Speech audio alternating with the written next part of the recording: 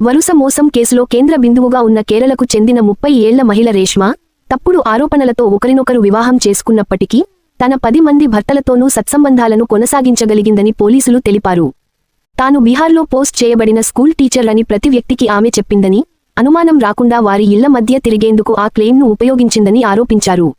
ప్రతి ఒక్కరితో క్రమం తప్పకుండా సంప్రదింపులు జరపడానికి ఆమె కాల్ షెడ్యూల్ను కూడా అనుసరించిందని దర్యాప్తు అధికారులు తెలిపారు. పోలీసులు రేష్మ భర్తలందరినీ సంప్రదించారు.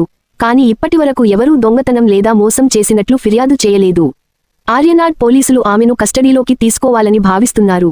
రేష్మ ప్రస్తుతం మట్టుకులంగరలోని మహిళా జైలు మరియు కరెక్షనల్ హోంలో ఉంది.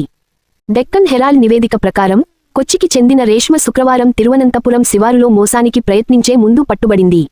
తదుపరి విచారణలో ఆమె 2014 నుండి తాను మోసం చేస్తున్నట్లు అంగీకరించింది.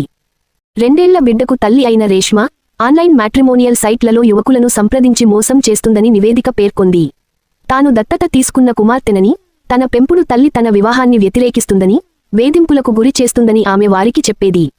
ఆమె భావోద్వేగ కథతో ఆకర్షితులైన యువకులు ఆమెను వివాహం చేసుకుంటామని, పెళ్లి ఖర్చులన్నీ తామే భరిస్తామని ముందుకొచ్చేవారని, పెళ్లైన కొన్ని రోజుల తర్వాత ఇంటి నుంచి విద్యార్హత సర్టిఫికెట్లు తీసుకురావడం వంటి వివిధ కారణాలను చూపుతూ ఆమె వెళ్లిపోయేదని నివేదిక పేర్కొంది.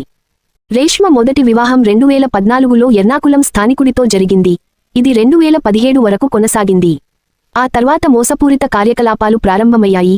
2022 నాటికి రేష్మ మరో 4 పెళ్లిళ్లు చేసుకుంది.